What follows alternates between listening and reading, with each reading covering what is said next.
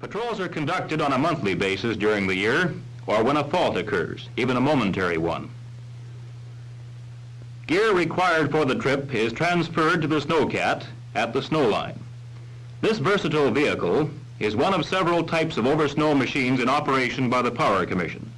This one is used expressly on the Valhalla Patrol because it can operate in sub-zero weather and on grades of between 50 and 60%.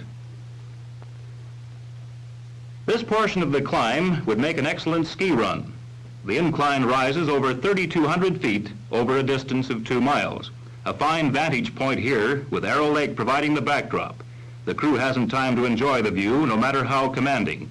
They're racing against the clock to locate the trouble that has put the line out of service. It's 9:42 a.m. They've reached an altitude of 5,000 feet. The temperature has dropped to 15 below zero. The snow is getting deeper and the terrain more precipitous. As the patrol team continues to put distance behind them at the rate of 3 to 4 miles an hour, they wonder what awaits them ahead. Will it be a wind-blown tree limb, a lightning-shattered pole, a heavy snow load, or the trouble linemen especially dislike, a broken insulator damaged by a trigger-happy hunter? They've broken through the mist and are now into bright sunshine at the 5,700-foot level. The trouble is spotted. Now it's the lineman's job. High winds cracked off the top of a towering jack pine and hurled it into the line. Although great care is taken to clear a transmission line right away of trees, this trouble occasionally occurs. Transmission lines are designed to withstand most natural conditions. They are designed to remain intact through zero temperature, half-inch ice loading, and 50-mile-an-hour winds. It's unlikely all three conditions would occur at the same time.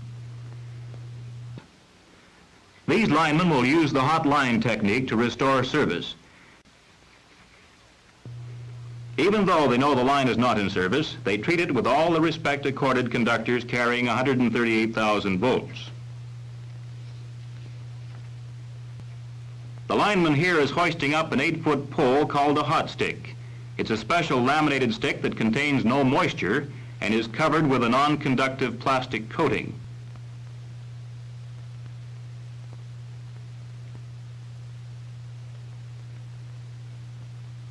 Here, using the hot stick, the treetop is dislodged. The snow patrol crew, meanwhile, is forging ahead, with the increased altitude a dropping of the thermometer. It's about 19 below zero, and there's an odd shower of snow.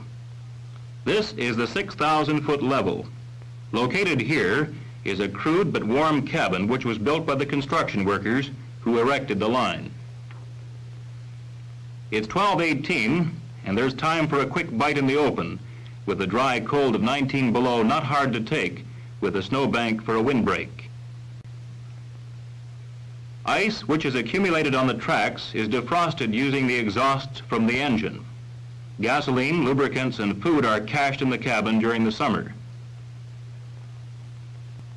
It's 1 o'clock now, and the rendezvous with the West Kootenays team is just 2 hours away, and the toughest part of the journey lies ahead.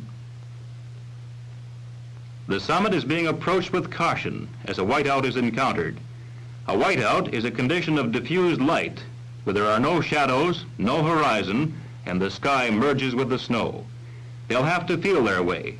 A skid in the wrong direction would send the machine hurtling down a 1,500-foot ravine. The poles, shrouded with fog just ahead, mark the highest point of the line, 6,750 feet, believed to be the highest elevation of any transmission line in North America. Good time is being made on the run down the east slope of the Valhalla Range. This is mile 17 canyon, where huge drifts have piled up.